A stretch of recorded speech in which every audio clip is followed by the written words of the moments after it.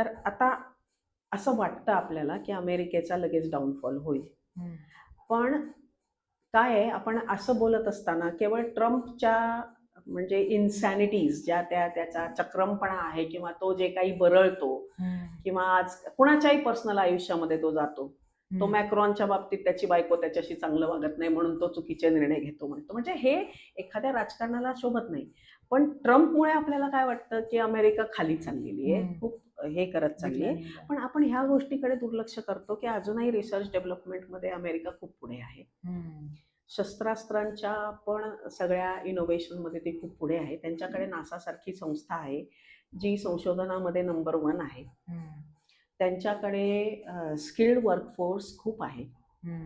आणि अनेक वर्षांचं त्यांच्याकडे जे प्रभुत्व आलेलं आहे, ते केवळ एका व्यक्तीच्या इडिओसिंक्रसीजमुळे ते खाली जाणार नाहीत. हां, नक्की त्याला धक्का बसलेला आहे. त्यांच्या इमेजला सगळ्यात मोठा धक्का बसलेला आहे. हं. म्हणजे अमेरिका काही सरळ कधीच नव्हती. अमेरिका हा देश सरळ कधीच नाही. हेनरी किसिंजरचं वाक्य आहे, की it is bad to be the enemy of America, but it is fatal to be a friend of America. म्हणजे त्यांचं पूर्वापारपणे त्यांचे फक्त सेल्फ इंटरेस्ट आणि महासत्ता बनणं हेच आहे. ट्रम्प त्यापासून वेगळा नाही किंवा त्याच्या आधीचेही राष्ट्राध्यक्ष त्यापासून वेगळे नाही आहेत. कोणीही नाहीये.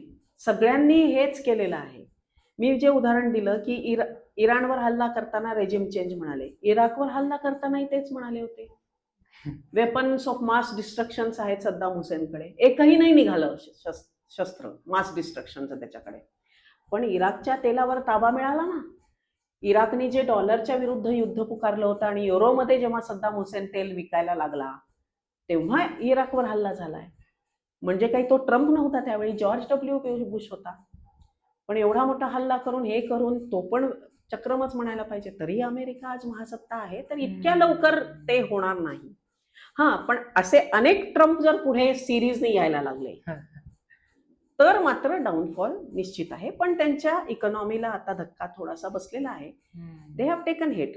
कारण एवढा मोठा वॉर तर त्यांचा रोज $1 बिलियन चुरडा होत होता. त्यांच्यावर कर्ज पण आहे. पण अजूनही त्यांचे जेव्हा मूलभूत स्ट्रक्चर जेव्हा स्ट्रॉंग आहेत ना, जसे संशोधन आहे, हे आहे, तोपर्यंत काही काही कोणी हलवू होत शकत नाही. नाही. तर याला पूर्ण बाजूने विचार करायला लागतो. एक राजकारणी केवळ हे करू नाही शकत.